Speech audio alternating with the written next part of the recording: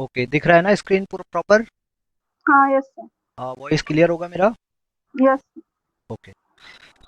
तो ये 2020 का क्वेश्चन पेपर है, मैथमेटिकल साइंस का। तो इस पे कुछ क्वेश्चंस हम देखते हैं जो पॉसिबल हैं सॉल्व करना। ठीक है, चाहिए है ना क्वेश्चन है। Question number 7। Suppose x is a continuous, ये पीडीएफ गिवन है। Yes sir. तो इस केस में क्या पहले सी करना की है? Value. What is the value of probability of x greater than 1, ये कैलकुलेट करना है। Probability of x greater than 1।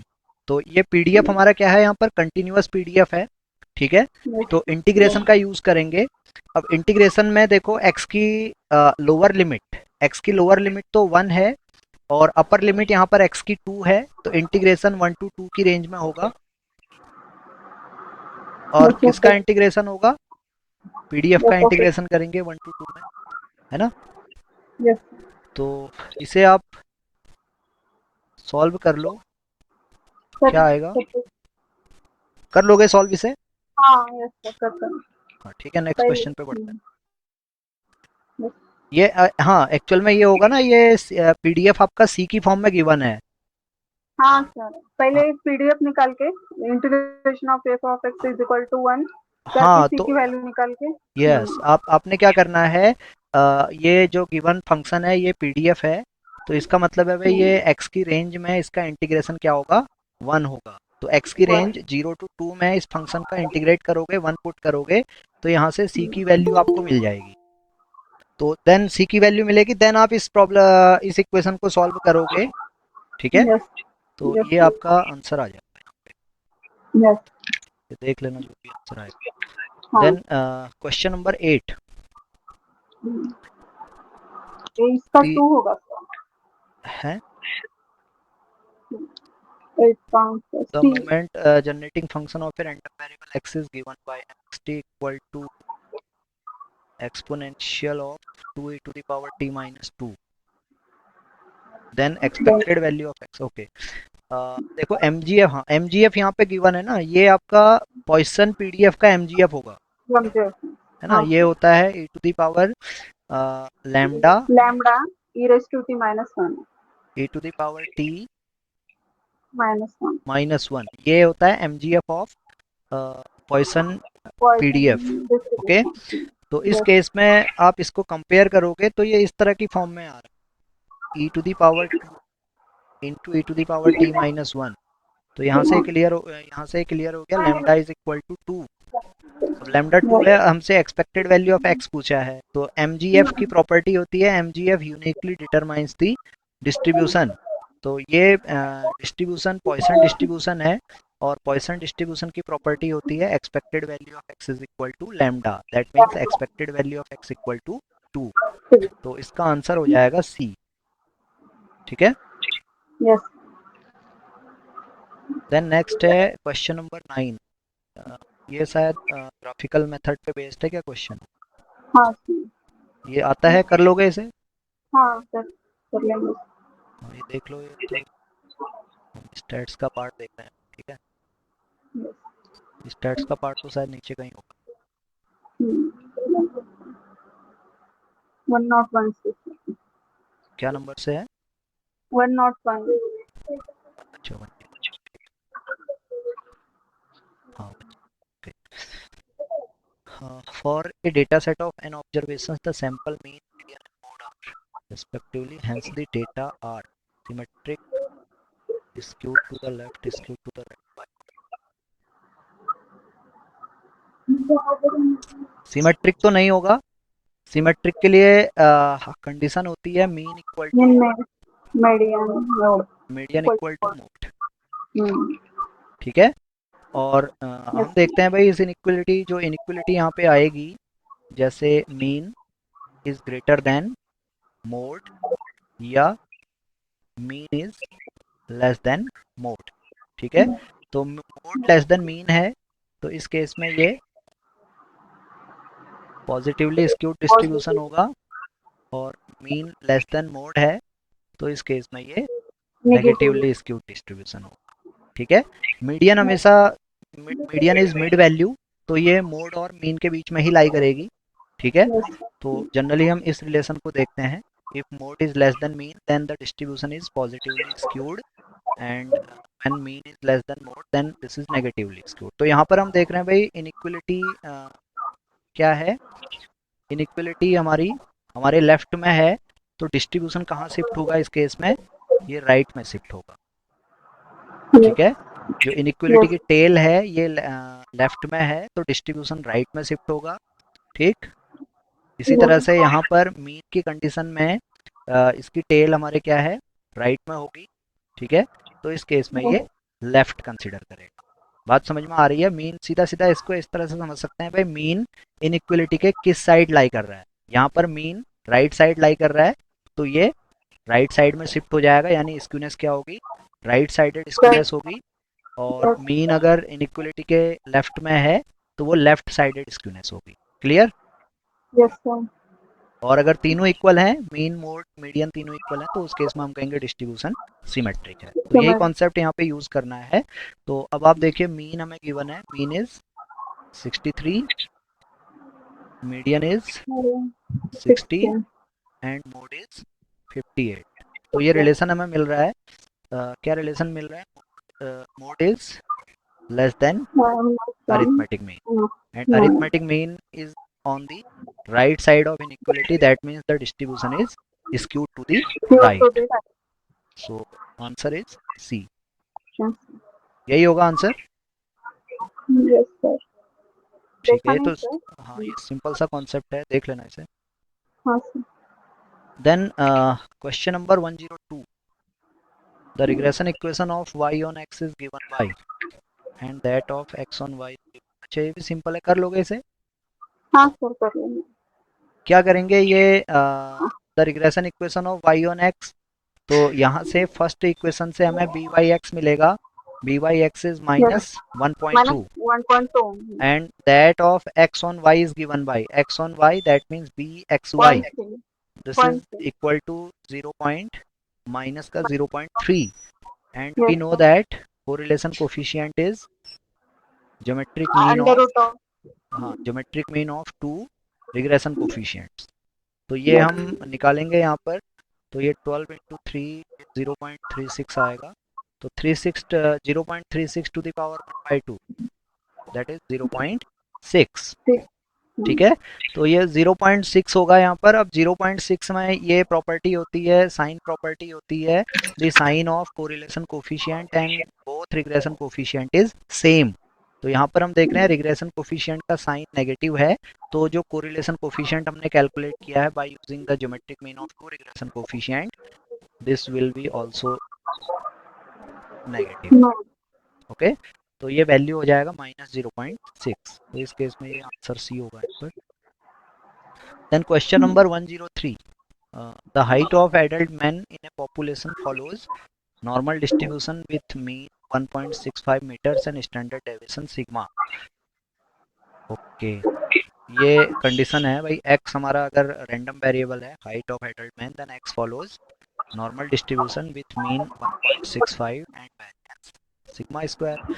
If 40% of the men are shorter than 1.5 meters, the percentage of population which is taller than 1.80 meters is। okay. क्या पूछा है इसमें, देखो अगर हम इसे प्रोबेबिलिटी कर्व पे रिप्रेजेंट करें, तो ये इस तरह का कर्व आएगा, देखो है ना। नॉर्मल डिस्ट्रीब्यूशन क्या है, सिमेट्रिक है। ठीक है, सिमेट्रिक अबाउट मीन वैल्यू होता है, normal distribution is symmetric about mean value. ठीक है, तो अब ये कह रहा है 40% of the man are shorter than 1.5 metre, तो यहाँ कहीं 1.5 होगा। ठीक है, यहाँ कहीं 1.5 है, तो 1.5 से नीचे कितने हैं, 40% है। क्लियर? तो इसका मतलब है 1.5 से 1.65 तक कितने होंगे, 10% होंगे। क्यों? Yes, sir. भाई माइनस इन्फिनिटी से मीन वैल्यू तक ये टोटल प्रोबेबिलिटी कितनी होती है? 50% होती है। 50%. अब ये गिवन है 1.5 से नीचे कितने हैं? 40% है। So, ठीक है, तो 1.5 से लेके 1.65 तक कितने होंगे? फिर 10% होंगे। 10%. 1.65 is our mean value. Clear? Yes, sir. तो इसका मतलब है 1.5 टू 1.65। ठीक है, यानी इस रेंज में कितना ये डिस्टेंस कितना है? हाइट के बीच का डिस्टेंस कितना है? 0.15। 1. क्लियर? Yes. अब देन वो कह रहा है क्या है? Percentage, the percentage of population which is taller than 1.80 metres. तो अब 1.80 मीटर्स यहाँ कहीं होगा। अगर हम रियल लाइन की बात करें तो 1.80 मीटर्स यहाँ कहीं होगा। हमें ये प्रोबेबिलिटी पूछी है ना? Yes, sir. Yes, sir. तो अब देखो हमने यहाँ कर्व से निकाल लिया भाई 1.5 से 1.65 तक कितना है? 0.15 है ना? Yes. Yes. 0.15 है, तो इसमें कितना प्रोबेबिलिटी मिल रहा है हमें? 10% मिल रहा है। 10%. अब डिस्ट्रीब्यूशन सिमेट्रिक होता है। डिस्ट्रीब्यूशन सिमेट्रिक है तो ये नेक्स्ट 1.65 से 1.65 प्लस 0.15 है ना? हाँ. 1.65 से 1.65 प्लस 0.15, ये प्रोबेबिलिटी भी कितना होगा? 10% होगा। होगा कि नहीं होगा? Yes, sir. Yes, sir. तो यहाँ पर देखो ये 10% आया और 1.65 प्लस 0.15 करोगे तो ये कितना आएगा? 1.80. 1.80। तो यही हमें मिल रहा है एग्जैक्ट। तो ये 10% रहा। फिर से हमें पता है भाई 1.65 से अबव जो वैल्यूज होंगी कितनी होंगी? 50% होंगी। 50%. और ये कितना है? 10% है। तो मोर देन 180 कितना होगा? More than 1.80 will be 50% minus 10%, that will be equal to 40%। 40%. समझ में आया? Yes, sir. तो ये आंसर क्या होगा यहाँ पर? Answer will be 40%. सी। ठीक है, Yes. इसी को आप दूसरे मेथड से भी कर सकते हो, जो ऑर्डिनेट मेथड होता है उससे भी आप चेक कर सकते हो इसको। ये इतना ही आएगा। ठीक Yes. है, जो CDF Okay. मेथड होगा, इस केस में आप क्या करोगे? ये probability of x less than 1.5 ये गिवन है हमें, कितना है? 0.40 है ना? Yes, sir. तो इसे जेड में कन्वर्ट करोगे। जब जेड में कन्वर्ट करेंगे तो ये x less than 1.5 minus mu, mu is 1.65 divided 1.5. By sigma, this is equal to 0.40। तो ये आप सॉल्व कर लेना। ये जनरली हम इसको ये लिखते हैं ना, probability of z 0 to z1, इसे हम लिखते हैं फाई z1। Okay. ठीक है, Yes, sir. ये समझ में आ गया कैसे करना है या बताना है ये वाला मेथड भी? Yes, sir. ये तो सीधा सीधा कॉन्सेप्ट यहाँ पे अप्लाई किया। ठीक है, Yes, sir. Then question number 104।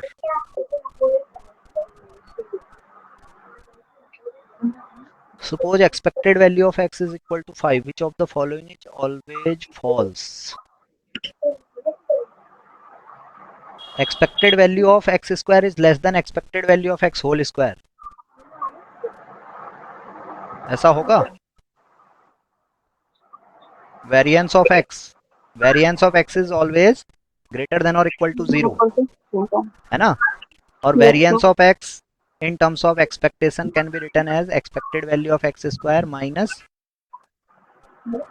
expected value of x whole square. This is greater than equal to 0. This will imply expected value of x square Square greater than greater than expected expectation. Value of X whole square. Whole square. लेकिन ये कह रहा है expected value of X square is less than expected value of X whole square. तो ये तो possible नहीं है, ये तो हमेशा ही फॉल्स होगा फिर।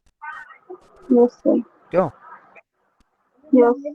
तो यही ऑप्शन करेक्ट होगा। Expected value of X square 25 हो सकता है, पॉसिबिलिटी है।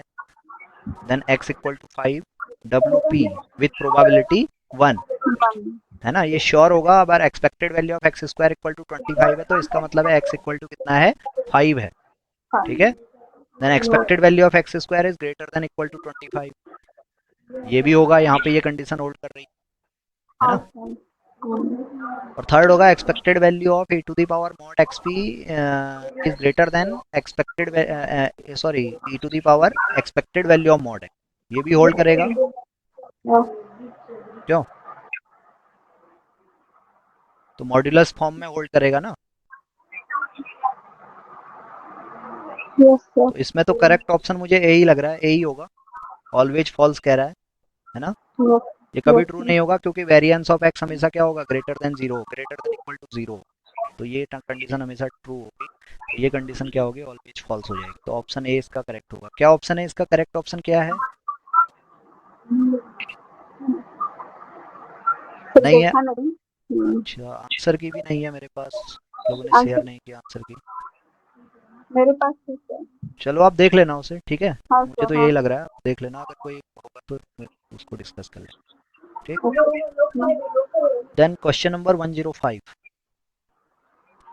Late E and F be two disjoint events such that, आप माइक म्यूट रखिए।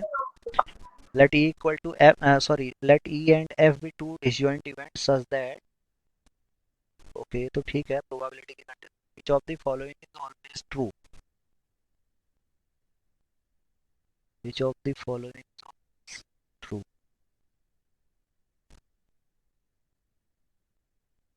okay।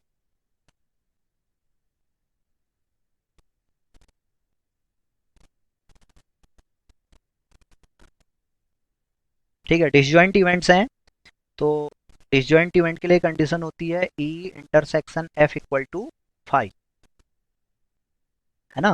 तो प्रोबेबिलिटी फंक्शन अप्लाई करोगे तो प्रोबेबिलिटी फंक्शन में probability of e intersection f will be equal to probability of 5 and probability of empty set is 0। तो ये result हमारे पास है, ये हमें गिवन है। और दूसरा कंडीशन गिवन है भाई, ये प्रोबेबिलिटीज क्या हैं, 0 से 1 के बीच में लाई कर रही है, ना ही इन प्रोबेबिलिटी ये, ना ही ये वैल्यूज 0 हैं, ना ही ये वैल्यूज 1 हैं। ठीक है, ना ही प्रोबेबिलिटी ऑफ ई 0 होगी, ना ही प्रोबेबिलिटी ऑफ 1 होगी, इसकी कुछ ना कुछ वैल्यू होगी 0 से 1 के बीच में। सिमिलर वे में प्रोबेबिलिटी एफ ना ही 0 है ना ही 1 है, इसकी भी वैल्यू क्या होगी, 0 और 1 के बीच में कहीं होगी। ठीक है, प्रोबेबिलिटी ऑफ एफ 0 नहीं है और 1 नहीं है। क्लियर। तो ये दो कंडीशन, ये दो रिजल्ट हमारे पास हैं। अब इसमें से 1 बाई 1 चेक करना पड़ेगा। तो probability of E by F हम कैलकुलेट करेंगे by definition of conditional probability, this will be equal to probability of A intersection F divided by probability of F. हाँ, तो probability of A intersection F disjoint events हैं तो ये probability 0 है, तो ये सीधा सीधा 0 आ गया। तो probability of E for given F is equal to 0, और ये कह रहा है probability of E for given F is equal to probability of E. This is not true, है ना। हमसे पूछा गया which of the following is always true, तो ये तो ट्रू नहीं है, ये तो सही नहीं है, ये ऑप्शन सही नहीं है। Probability of E for given F is equal to 0। Similarly probability of E for given F is equal to probability of F, ये भी सही नहीं होगा, है ना। And probability of E for given F is not equal to probability of E, ये सही हो सकता है क्योंकि प्रोबेबिलिटी ऑफ ई ये गिवन है इज ग्रेटर देन 0, ये कंडीशन है, probability of E is greater than 0 and probability of E for given F is equal to 0। That means probability of E, यहाँ से ये इंप्लाई करेगा probability of E is not equal to 0। That means this is not equal to probability of E for given F, since probability of E for given F is equal to 0। ये समझ में आया? हाँ sir, समझ में है।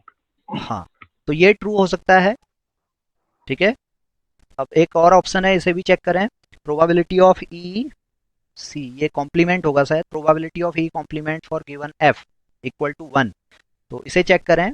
तो ये प्रोबेबिलिटी ऑफ ई कॉम्प्लीमेंट को हम लिखेंगे एस माइनस ई इंटरसेक्शन एफ, ये मैंने बताया था लास्ट क्लास में। ठीक है, ये प्रोबेबिलिटी कितना हो जाएगा, ये प्रोबेबिलिटी हो जाएगा probability of E complement intersection F divided by probability of F, यही होगा।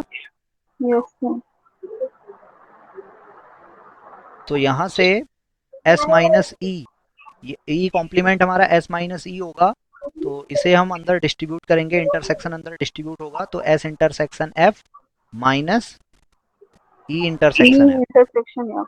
अब प्रोबेबिलिटी अंदर अप्लाई करेंगे तो ये probability of S intersection F minus probability of E intersection F, intersection. इतना आएगा। Probability Yeah. Of S intersection F, S और एफ, एस हमारा यूनिवर्सल सेट है, एफ एस का सबसेट है, तो दोनों का कॉमन पार्ट क्या होगा, एफ होगा। Probability of F. ठीक है, तो ये probability of F minus zero, zero कैसे आया, probability of E intersection F is given, this is equal to zero since E and F are mutually disjoint. Clear. And probability of F, अब ये देखो, ये था, ये हमने कैलकुलेट कर लिया, ठीक है। Yes, sir. तो ये कितना आया, probability of F Probability of F divided by divided by probability of probability of F, this is equal to 1। 1. तो ये कंडीशन भी ट्रू है। Yes, sir. तो इसके दो आंसर हैं क्या, विच of the following is always, अच्छा ऑलवेज ट्रू कह रहा है ना। हम्म,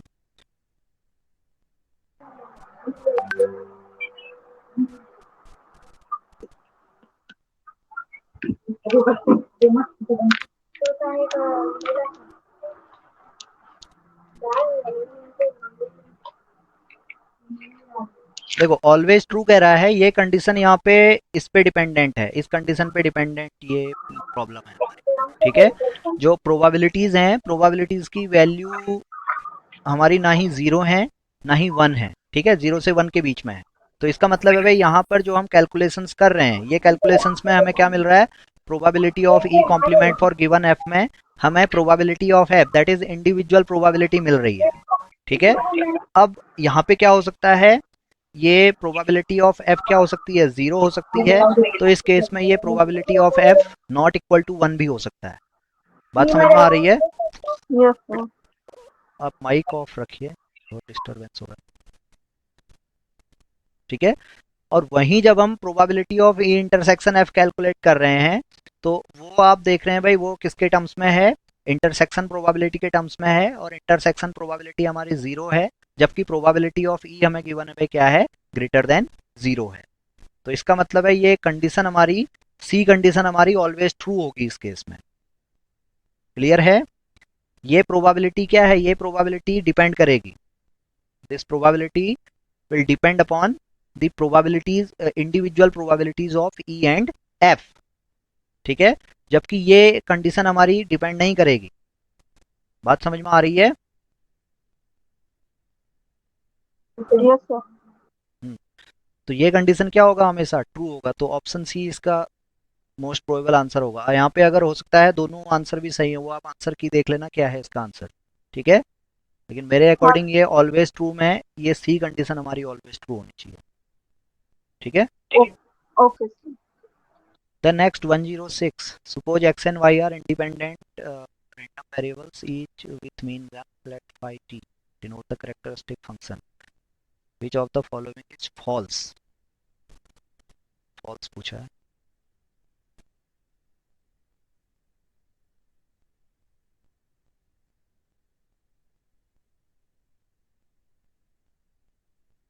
ये तो ट्रू होगा, ये होता है। Yes, sir. Yes, sir. ये चेक करना पड़ेगा ये कितना आएगा, देन ये कंडीशन भी होल्ड करेगी, है ना। Yes.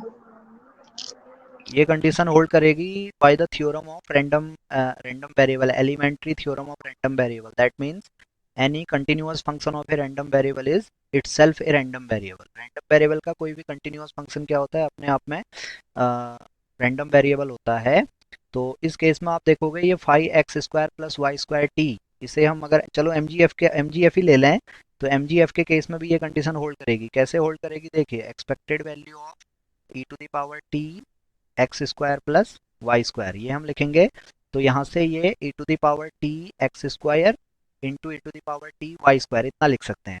तो ये E to the power T X square is function of random variable X and E to the power T Y square is function of random variable Y. तो ये दोनों रैंडम वेरिएबल हैं और एक्स और Y independent हैं। ठीक है, तो ये दोनों भी क्या होंगे, इंडिपेंडेंट होंगे।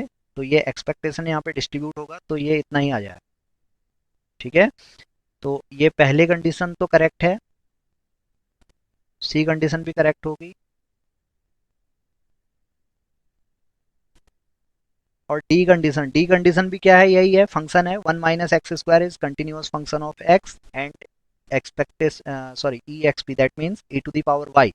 1 minus x square is function of x and e to the power y is a function of y, and x and y are independent, then 1 minus x square and ey will also independent. तो ये condition भी हमारी hold करेगी यहाँ पर,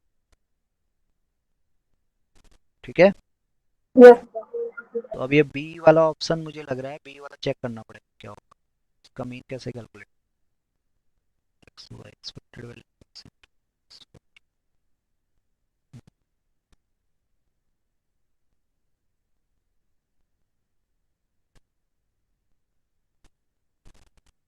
चलो इसे देख लेना क्या है इसका ऑप्शन, इसका ठीक है. बी बी हो सकता है आंसर, ठीक है, चेक कर लेना। Okay. देन क्वेश्चन नंबर 107, ये कर लोगे इसे हाँ, yes sir. विजय? हाँ सर। ठीक है, क्या आंसर आएगा इसमें? इसमें बी आएगा। बी y1 और x1 x2 की वैल्यू लेने की वहाँ पर।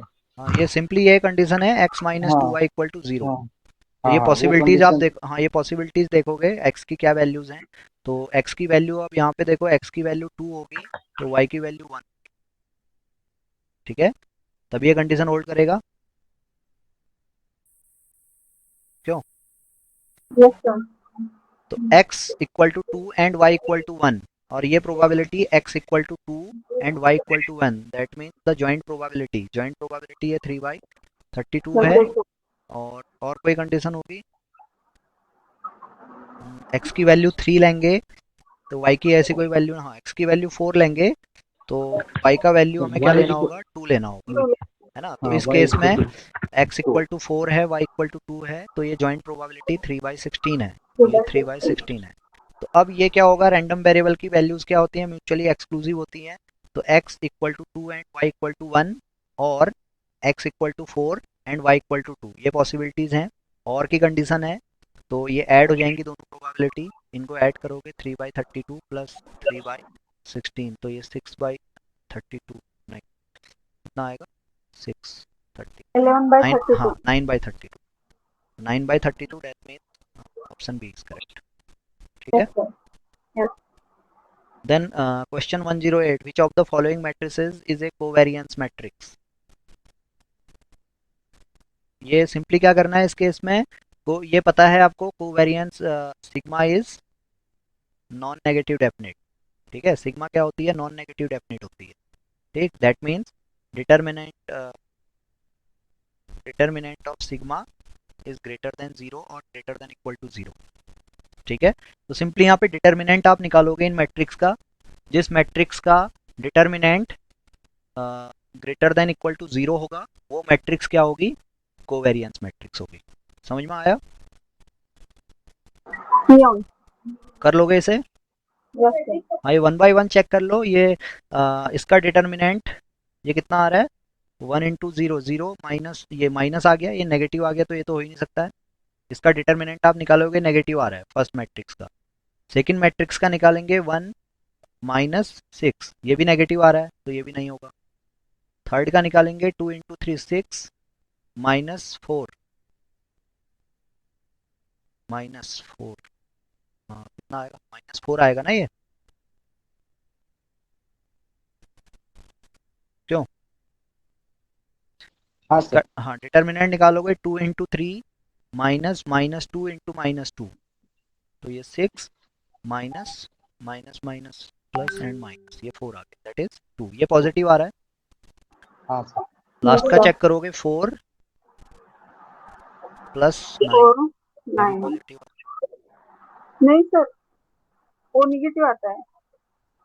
हाँ अच्छा चेक कर लेना कैलकुलेट, ये क्या नेगेटिव आ रहेगा, हाँ. 4 हाँ 4 माइनस, 4 हाँ माइनस हाँ 9। हाँ ये माइनस आएगा, ठीक है, ये नेगेटिव आ रहा है, ठीक है। तो हम्म. इसका मतलब इसका डिटर्मिनेंट पॉजिटिव है, तो इसका मतलब है this is our covariance answer matrix, C. ठीक है, आंसर सी होगा इसमें, Yes. चेक कर लेना।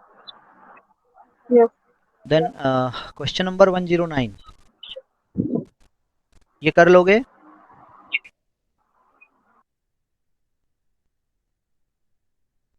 If a random variable x has Cauchy distribution with location mu and scale sigma, then the distribution of y equal to 1 by x is.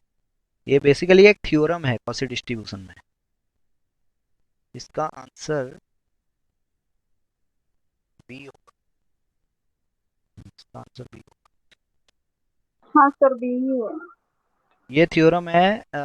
Any random variable x will follow Cauchy if x inverse follow Cauchy distribution with location mu upon mu plus sigma square and scale sigma upon mu plus sigma square.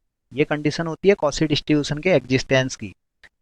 A random variable x is follow Cauchy distribution if and only if x inverse follows Cauchy distribution with location parameter mu upon mu square plus sigma square comma sigma upon mu square plus sigma square. ठीक है, इसका option B correct होगा यहाँ पर. और otherwise अगर आपको solve करना है तो सॉल्व करने के लिए क्या करेंगे, ट्रांसफॉर्मेशन थ्योरम हम यहाँ पे यूज़ करेंगे. ठीक है, तो ट्रांसफॉर्मेशन थ्योरम अगर यूज़ कर रहे हैं तो ये पीडीएफ आपको पता होना चाहिए. Cauchy डिस्ट्रीब्यूशन का क्या पीडीएफ होता है, याद है आपको? ध्यान नहीं आ रहा क्या है इसका.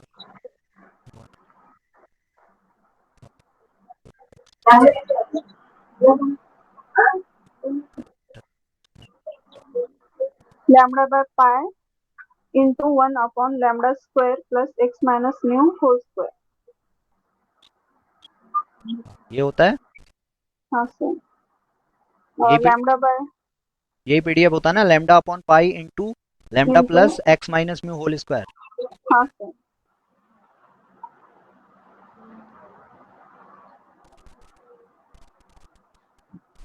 इसे चेक कर लेना, यही होता है. लैम्डा होता है यहाँ पे, लैम्डा स्क्वायर होता है, देख लेना.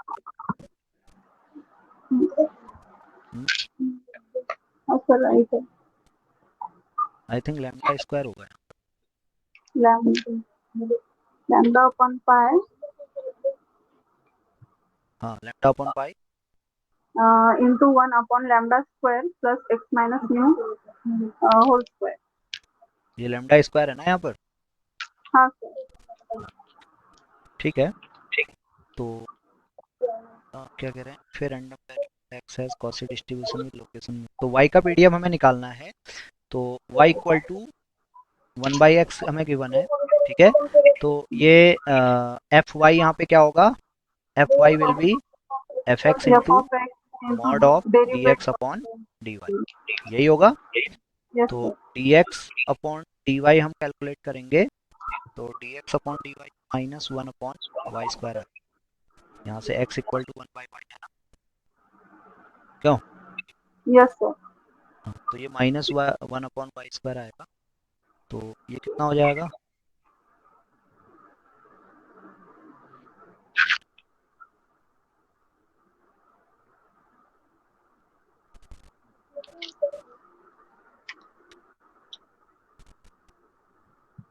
ये होगा. इसे सॉल्व करना है.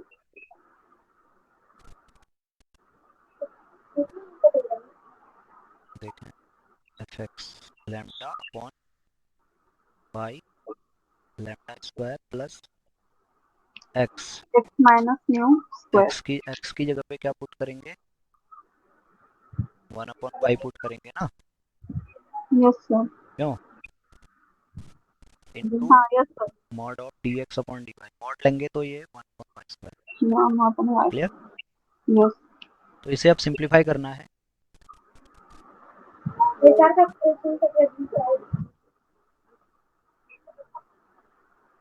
तो इसे सिंप्लीफाई करेंगे तो कितना आएगा, ये lambda upon pi lambda square plus Y में कॉमन ले लेता हूँ. तो 1 अपॉन वाई स्क्वायर कॉमन आएगा, अंदर रहे 1 minus mu Y whole square into 1 upon Y square. इसे फर्दर सिंप्लीफाई करेंगे, lambda upon pi upon Y square. ये वाई स्क्वायर मैंने यहाँ से भी बाहर लिया, इस ब्रैकेट से भी बाहर लिया. तो ये lambda square Y square plus 1 1 minus mu. Plus mu square plus Y square -2 लिख सकते हैं इतना। Yes, sir. और ये 1/y² यहाँ पे था, इसको मैंने लिख लिया।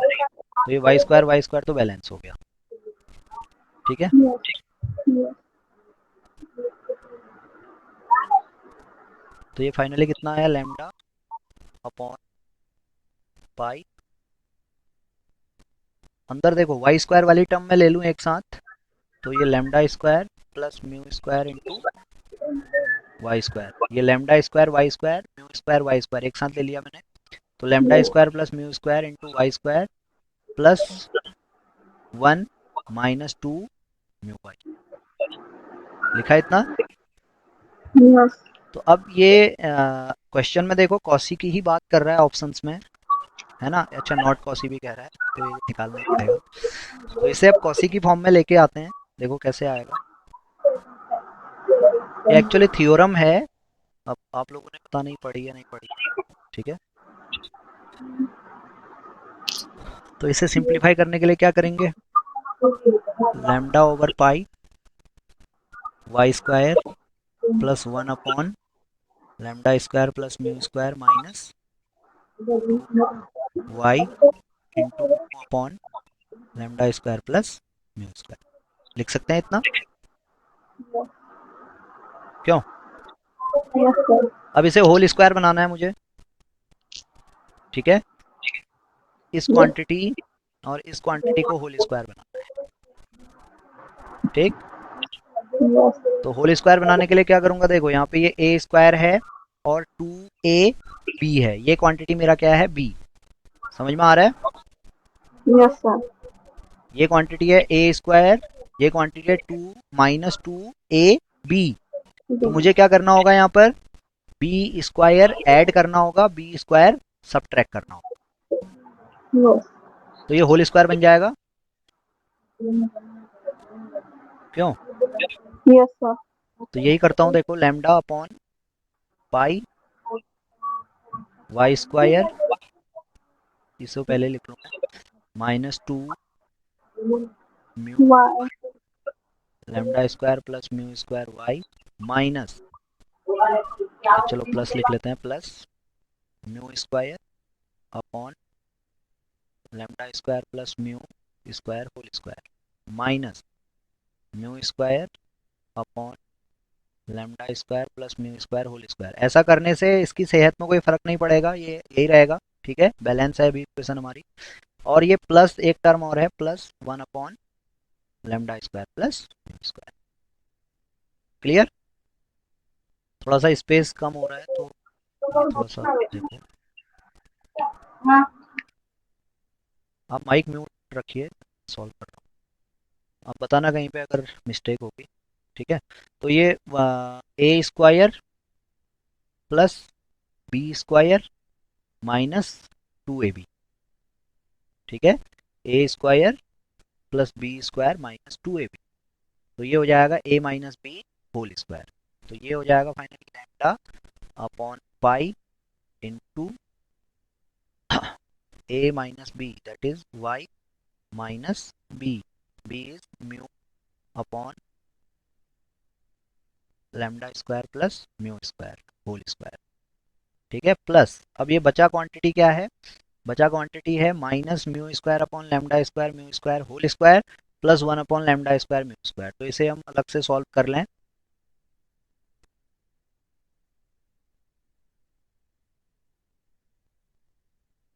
इतना तो हमारा होल स्क्वायर बन गया था। अब इसे अलग से सॉल्व करेंगे, तो ये λ² प्लस μ² होल स्क्वायर, ये तो कॉमन आएगा, एलसीएम आएगा, और ऊपर रहेगा λ² प्लस μ² माइनस μ²। तो μ² बैलेंस हो गया, तो ये आ गया λ² अपॉन λ² प्लस μ² होल स्क्वायर। आया इतना। Yes, sir.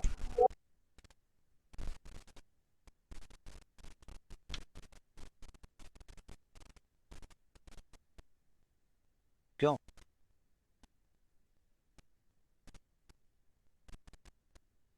यही आएगा।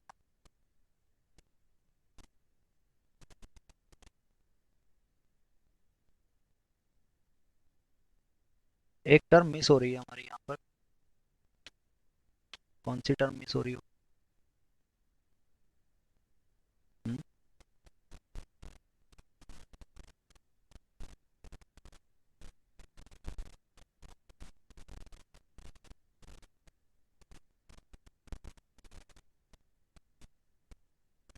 Lambda square plus mu square यहाँ से कॉमन भी आया है पार्ट, चेक कर।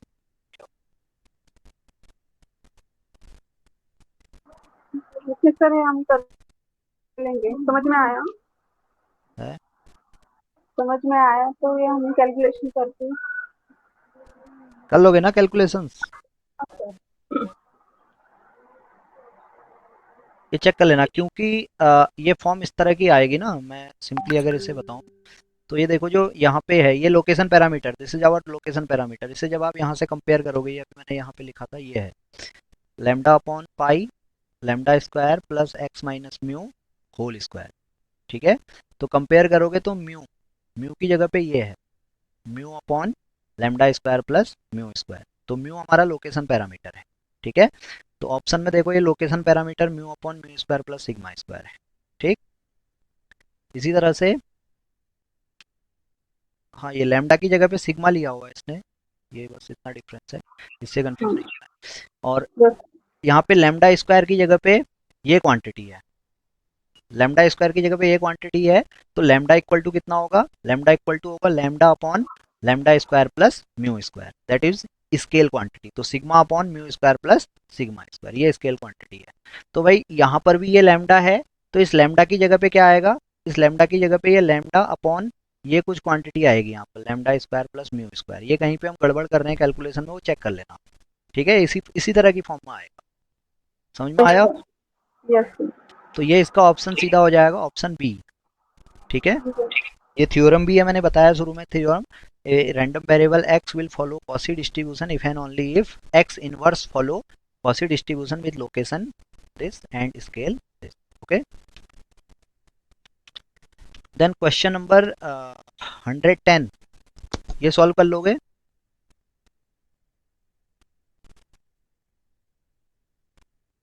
In a certain communication system, on the average there is one transmission error per 10 seconds. Suppose the distribution of error is Poisson. The probability of at least one error in a communication of half a minute duration is probability of at least one error. That means we have to calculate probability of x less than equal to, तो at most हो जाएगा greater than equal to 1, ये calculate कर। ठीक है, yes sir.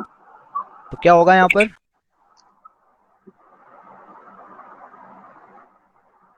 इस तरह के केसेस में जो डिस्ट्रीब्यूशन होता है, पॉइसन डिस्ट्रीब्यूशन का जो पीडीएफ होगा, ये इस तरह की फॉर्म में होता है, e to the power C T into C T to the power X upon X factorial. ठीक है, जहाँ पर टी क्या है? टाइम इंटरवल है, टोटल क्या टाइम है हमारे पास, और सी होगा average number, average number of occurrences in a particular time. ठीक है, ये जनरली हम जो पॉइसन डिस्ट्रीब्यूशन का वेटिंग टाइम डिस्ट्रीब्यूशन निकालते हैं, तो वहाँ पर इस तरह से हम प्रोबेबिलिटी फंक्शन इसका डिफाइन करते हैं, E to the power C T into C T to the power, ये E to the power minus C T, ये उसी फॉर्म में है, E to the power minus lambda lambda to the power X upon X factorial, जहाँ पे lambda की value क्या है? सिंपली सी इंटू टी है, where C is the number of occurrences या average number of occurrences in a particular time and T is the total interval. ठीक है, ये समझ में आया? Yes sir. अब क्वेश्चन पे आ जाओ। In a certain communication system on the average there is one transmission error per 10 second, तो इसका मतलब है सी इज इक्वल टू 1। ठीक है, ये क्लियर है? Yes sir. Then suppose the distribution of errors is Poisson. अब पॉइसन डिस्ट्रीब्यूशन है, the probability of at least one error in a communication of half a minute. Half a minute का मतलब है भाई, दैट मीन्स 30 सेकेंड, यही होगा क्यों? Yes sir. 30 second है, तो इसका मतलब है सी कितने टाइम रिपीट होगा यहाँ पर?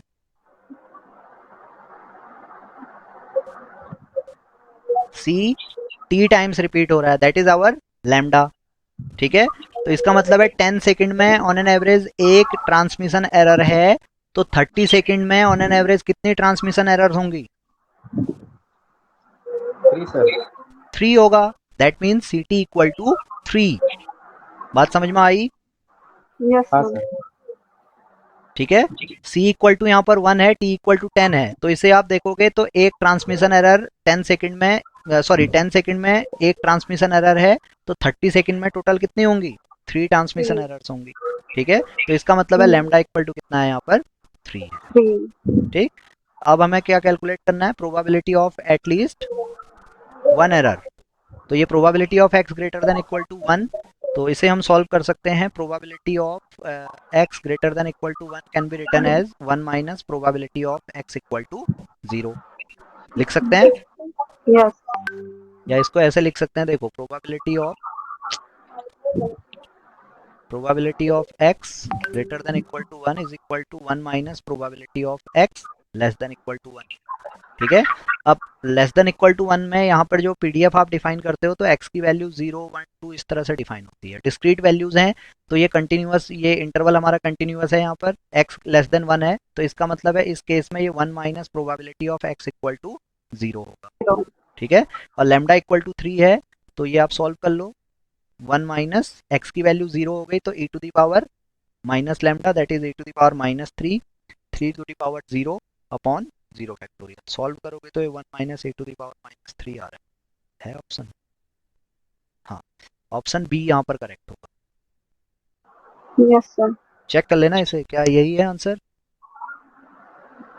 हाँ सर, चेक कर लेते हैं. हाँ, देख लेना। हाँ sir. Then question 111, suppose x is an absolutely continuous non-negative distribution function, and probability support is given that which of the following statement is true of x equal to 1.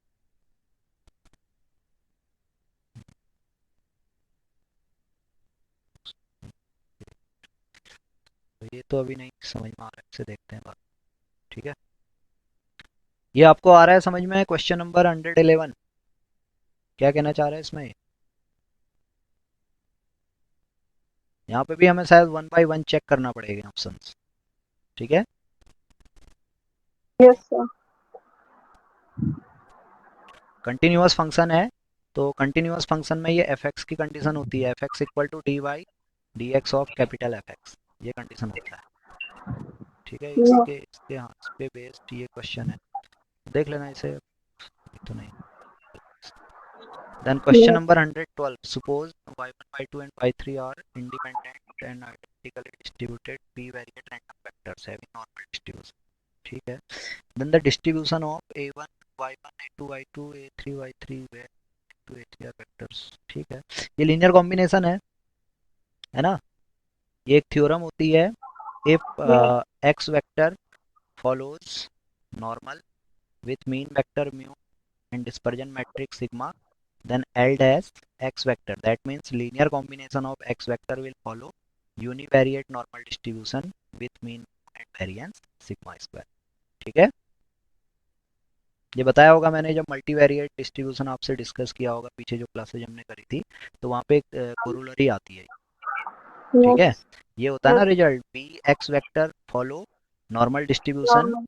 with b mu vector Mu. mean bu mu vector and dispersion matrix b sigma b dash, while l dash x vector, that means linear combination of components of x vector will follow univariate normal distribution। ठीक है, तो ये Yeah. Option A यहाँ पर correct होगा। Yes. Then question number 113, let x1 x2 xn be a random sample from this, if x1 x2 xn are order statistic then jointly sufficient x1 is sufficient xn is not jointly sufficient।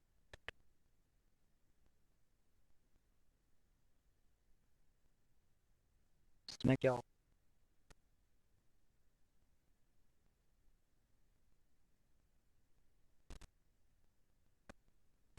इसमें likelihood function आप बनाओगे तो likelihood function तो theta के terms में ही आएगा ना। क्योंकि जो पीडीएफ आप लोगे एफ एक्स ये होगा 1 by theta plus 1 minus theta, तो ये 1 ही आ रहा है ना। और एक्स की वैल्यू यहाँ पर थीटा से थीटा प्लस 1 के बीच में होगी, यही होगा। Yes, sir. तो इस केस में आप लाइक्लीहुड फंक्शन बना रहे हो, सफिशिएंट स्टैटिस्टिक निकालना है। सफिशिएंट स्टैटिस्टिक की ये कंडीशन होती है, likelihood function can be written in 2 factors, one depends upon estimator and parameter while another is independent of estimator। तो ये कंडीशन होती है सफिशिएंसी के लिए, तो ये तो यहाँ पर होल्ड नहीं कर पाएगी। तो इसे अच्छा ऑर्डर स्टैटिस्टिक इसने गिवन है, इसमें गिवन है, तो इसे हम देखेंगे। तो ये ऑर्डर स्टैटिस्टिक इस तरह की फॉर्म में आएगा, x1 x2 up to xn, ये less than equal to theta plus 1 होगा, ये greater than equal to theta होगा, है ना। Yes, sir.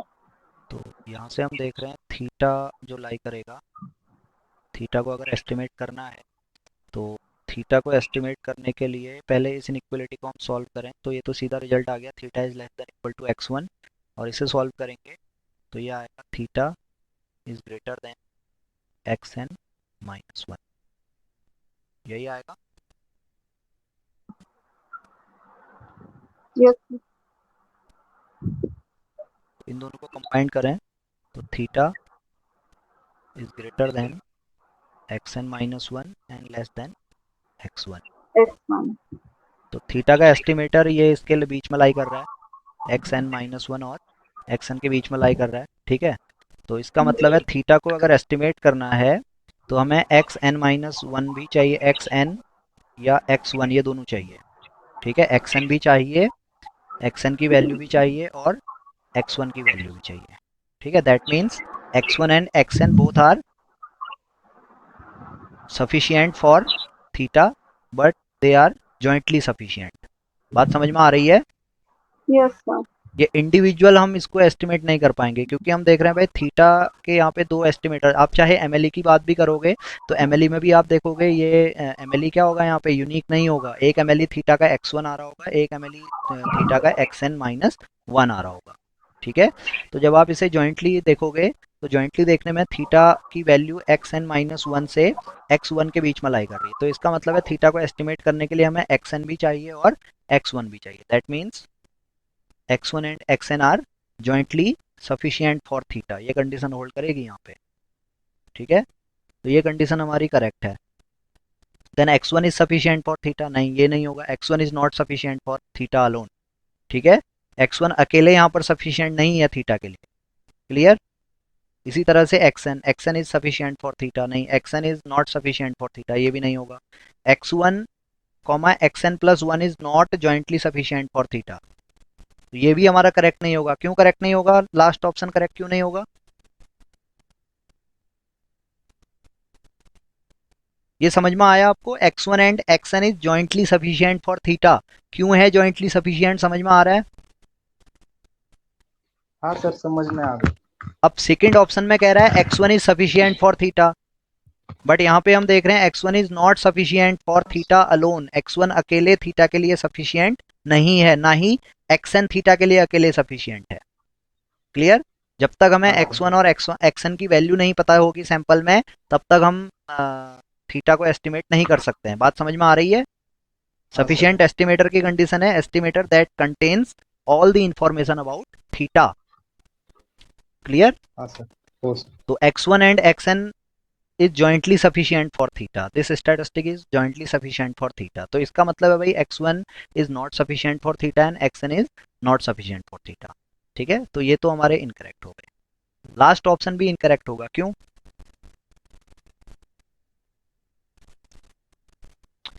क्योंकि xn प्लस 1 क्या है, xn का एक फंक्शन है, और सफिशिएंट स्टैटिस्टिक्स क्या करती है, सफिशिएंट स्टैटिस्टिक्स इनवेरिएंस प्रॉपर्टी को होल्ड करती है। तो इसका मतलब है x1 और xn प्लस 1 भी क्या होंगे फिर थीटा के लिए जॉइंटली सफिशिएंट होंगे। बात समझ में आ रही है। x1 xn थीटा के लिए जॉइंटली सफिशिएंट है, तो इसका मतलब है x1 और xn प्लस 1 भी क्या होगा थीटा के लिए सफिशिएंट, थीटा के लिए जॉइंटली सफिशिएंट होंगे। सिमिलरली x1 माइनस 1 कर लो x1 या माइनस k कर लो x1 प्लस k कर लो, इसके साथ एक्स एन प्लस माइनस के ले लो, ये क्या होंगे, जॉइंटली सफिशिएंट फॉर थीटा होंगे। बात समझ में आई, by invariance property of sufficiency. लेकिन ये कह रहा है X one and X N plus one is not jointly sufficient for theta, तो ये भी क्या होगा, रॉन्ग। wrong. तो करेक्ट ऑप्शन यहाँ पे ए होगा। ठीक है, ये देख लेते Yes, sir. हैं।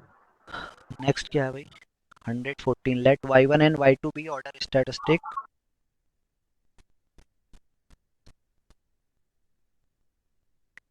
based on sample of size 2 uniform, then y1 y2 is confidence interval for theta। चाहिए क्या, theta is greater than y less than y।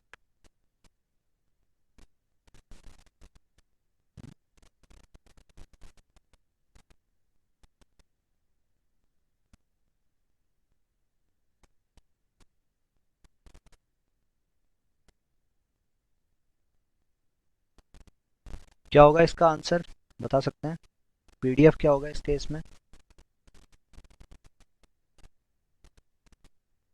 PDF is 2 theta So, minus theta 1 upon sample हमने theta की range, X की range theta to 2 theta है ना, yes, sir. Y Y two theta plus Y theta plus then Y theta is equal to two. पता नहीं क्या, अभी confidence interval देखना पड़ेगा इसका। चलो, देन नेक्स्ट 115th,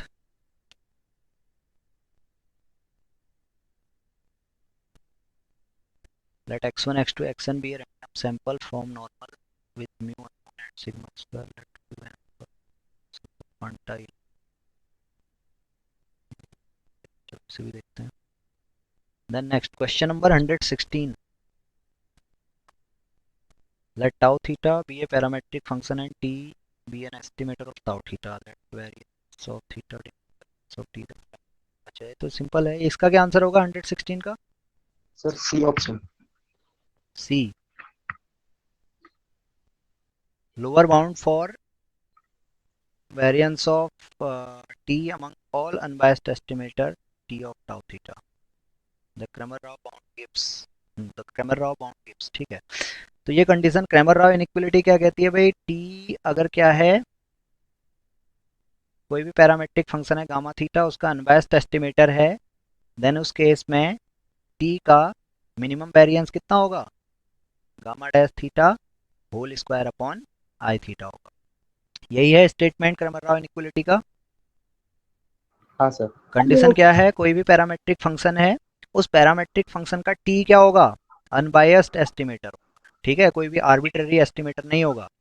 ये स्ट्रिक्ट कंडीशन है, expected value of T, if expected value of T is equal to gamma theta, then variance of T will be minimum and it will be gamma dash theta whole square divided by I theta, so this quantity is known as lower bound।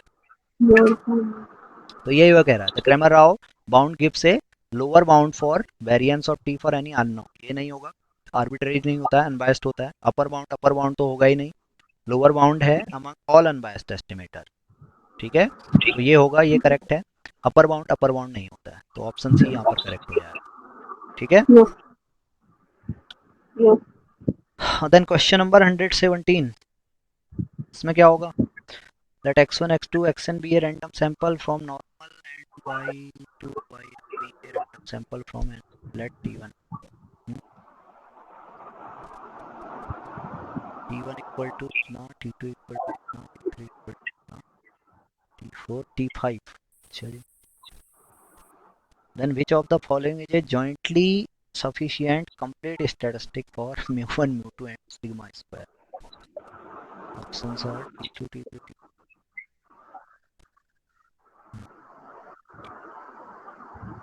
क्या होगा इस case में,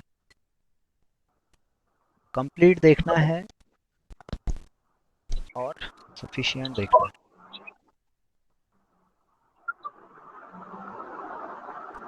पहले तो check करो estimators क्या क्या हो सकते हैं म्यू वन टू के। म्यू वन का एस्टिमेटर क्या होगा? म्यू वन से जो सैंपल हमने लिया हुआ X one X two X N की फॉर्म में है ना, तो म्यू वन का एस्टिमेटर क्या होगा? म्यू वन का एस्टिमेटर होना चाहिए एक्स की फॉर्म में, है ना, और म्यू टू का एस्टिमेटर होना चाहिए वाई की फॉर्म में। क्लियर? Yes, sir. और सिग्मा स्क्वायर दोनों पॉपुलेशन में है, तो ये तो हमें पता है भाई, सिग्मा स्क्वायर अगर फर्स्ट पॉपुलेशन में है तो इसका एस्टिमेटर इस तरह की समेशन एक्स स्क्वायर की फॉर्म में होगा। क्यों? सफिशिएंसी की बात हो रही है ना, अनबायस्ड या कंसिस्टेंसी की बात नहीं हो रही है। सफिशिएंसी में समेशन एक्स स्क्वायर क्या होता है? सफिशिएंट होता है सिग्मा स्क्वायर के लिए नॉर्मल पॉपुलेशन में। नॉर्मल पॉपुलेशन में summation X and summation X square are jointly sufficient for mu and sigma square. होता है ऐसा? तो ये इसी बेसिक थ्योरम पे बेस्ड ये क्वेश्चन है।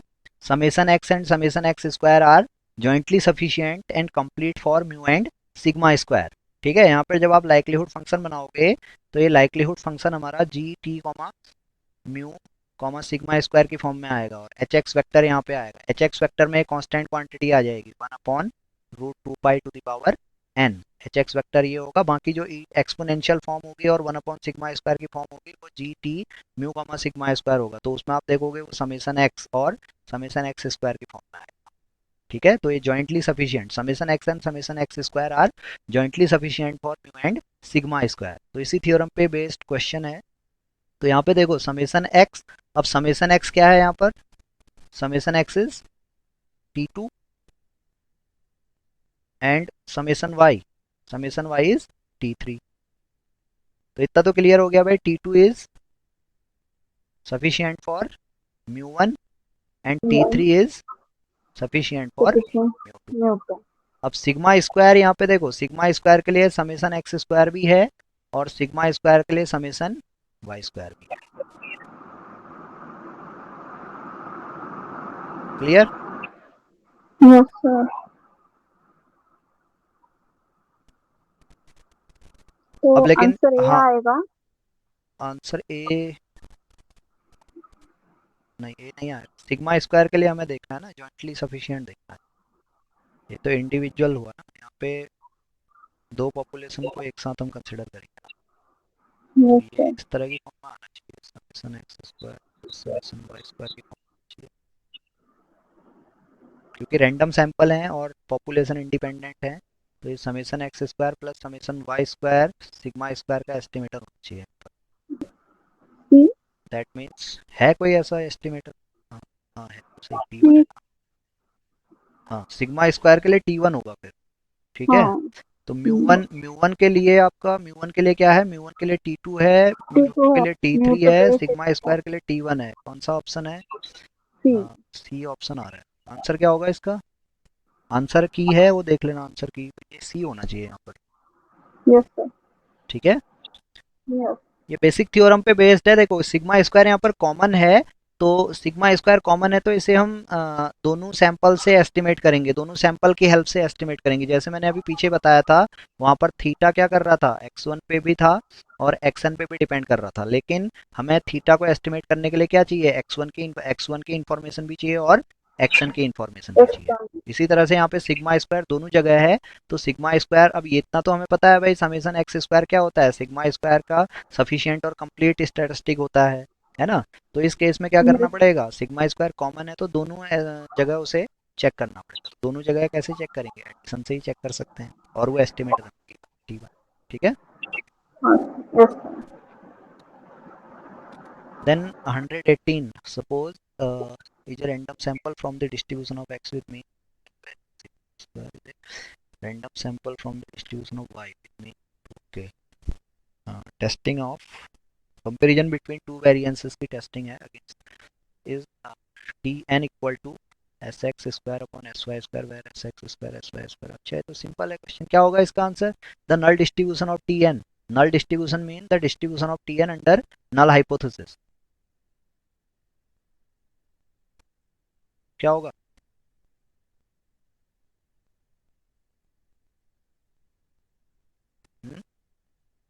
एफ तो होता है ये, लेकिन इसमें एफ बहुत सारे ऑप्शंस में गिवन है। f if x and y are independent and have normal distribution, f if x and y Oh, have normal distributions, if x and y are independent, if x and y have normal distribution with equal mean। अब कौन सा option correct होगा है? ये condition है f equal to chi square N one upon N one divided by chi square N two upon N two. ये मैंने last के जब पेपर सॉल्व कर रहा था तो वहाँ पे मैंने बताया था। ठीक है, अच्छा। f के लिए कंडीशन क्या है, हमेशा क्या होगा, पेरेंट पॉपुलेशन शुड नहीं, बी नॉर्मल। पेरेंट पॉपुलेशन क्या होनी चाहिए, नॉर्मल होनी चाहिए। ठीक है, और ये यहाँ पर दोनों वेरिएबल्स क्या होते हैं, इंडिपेंडेंट। इंडिपेंडेंट। तो ये पहला ऑप्शन ही यहाँ पे करेक्ट होगा, F if X and Y are independent independent and and have normal distribution. Have. सिर्फ नॉर्मल डिस्ट्रीब्यूशन है काम नहीं चलेगा, इंडिपेंडेंट भी होनी चाहिए। सिर्फ इंडिपेंडेंट है काम नहीं चलेगा, पेरेंट पॉपुलेशन नॉर्मल चाहिए। ठीक है, और यस यहाँ पे sir. Normal distribution with equal mean, mean का कोई रोल नहीं है यहाँ पर। ठीक, तो ये फर्स्ट ऑप्शन यहाँ पे करेक्ट हो जाए। समझ में आया? Yes sir. Then 119, in the method of constructing confidence interval for an unknown parameter based on pivotal quantity q, which of the following statements is correct? The distribution of q, हाँ इसका क्या answer होगा 119? q का distribution पूछा है इसमें, q का distribution किस तरह का होगा? Sir B option. v, the distribution of q is known and free from the unknown parameters। बिल्कुल ठीक है। जब भी हम देखते हैं कॉन्फिडेंस इंटरवल बनाते हैं, जैसे x का डिस्ट्रीब्यूशन हमें गिवन है normal with mean mu and sigma square, तो हम एक पाइवोटल क्वांटिटी बनाते हैं। यहाँ पर पाइवोटल क्वांटिटी z होगी और z का डिस्ट्रीब्यूशन हमें नोन होगा और ये डिस्ट्रीब्यूशन 0,1 होगा, that means independent of parameters. इसी तरह से स्मॉल सैंपल के केस में हम टी डिस्ट्रीब्यूशन को, टी स्टैटिस्टिक को एज ए पाइवोटल क्वांटिटी लेते हैं, तो इसका डिस्ट्रीब्यूशन हमें नोन होता है, ये टी एन माइनस वन होता है, and it is again independent of parameters. ठीक है, जो जो भी पाइवोटल क्वांटिटी होती है उसका डिस्ट्रीब्यूशन हमेशा नोन होगा और अननोन पैरामीटर ठीक के है। इंडिपेंडेंट होगा। क्लियर? तो ये यस ऑप्शन सर। यहाँ पर बी करेक्ट हो जाएगा। Then question number 120, to test S not equal to, question 120 का क्या आंसर होगा? प्रोपोर्शनल की टेस्टिंग करनी है, तो सिंपल फॉर्मूला है, क्या हो जाएगा?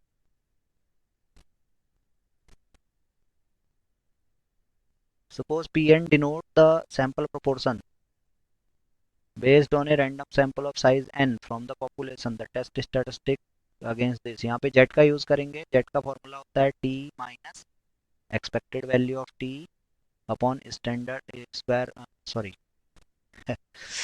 Standard error of t। ठीक है, यही होता है। Yes sir. तो t की वैल्यू क्या हो जाएगी यहाँ पे, t is equal to sample proportion, यही होगा। यस। और इसकी एक्सपेक्टेशन आप निकालोगे, एक्सपेक्टेशन ऑफ पी एन निकालोगे तो ये पी जीरो आएगा। ठीक, ये कह रहा where P is the population proportion and P zero is a specified value of P. Clear? तो expected value of sample proportion is an unbiased estimator of population proportion, उस थ्योरम से मैं लिख रहा हूँ इसे, expected value of P N equal to P zero. तो ये फॉर्मूला हो गया P N minus P zero divided by, standard error निकालनी है तो स्टैंडर्ड एरर ये इसी फॉर्म में होगी, P into Q upon N होती है। Yes sir. Variance of sample proportion आप निकालोगे तो ये root P Q upon N होगा, सॉरी वेरिएंस निकालोगे तो ये पी क्यू अपॉन एन आएगा। तो स्टैंडर्ड एरर क्या हो जाएगा, स्टैंडर्ड एरर स्क्वायर रूट होगा। तो ये वैल्यू आप पुट करोगे, क्योंकि अब पी यहाँ पे पी जीरो है, क्यू की वैल्यू वन माइनस पी जीरो, तो अपॉन एन भी होगा, ये होगा। तो ये हो जाएगा P N upon P, sorry P N minus P zero upon square root of P zero one zero minus one P zero minus upon zero upon N. Yes. अब ये रूट एन और न्यूमरेटर में ले गया, तो ये कौन सा ऑप्शन होगा? Option A. फर्स्ट ही ऑप्शन है इसका, है ना। ये यस। होगा P N minus P zero upon root P zero into one minus P zero upon N. ठीक है, ये नहीं हो सकता है, ये भी नहीं। क्लियर? Yes sir. तो अब बाकी कल करें, फिर नेक्स्ट क्लास में करें बाकी। Yes sir. 20 क्वेश्चन हमने सॉल्व, 20 में से कितने क्वेश्चन सॉल्व किए आप देख लेना। बाकी नेक्स्ट क्लास में करते हैं। अब दिन भी कम है तो कल कोशिश करेंगे इसको कंप्लीट करने की। ठीक है, यस सर। यस। तो अभी इतना करो।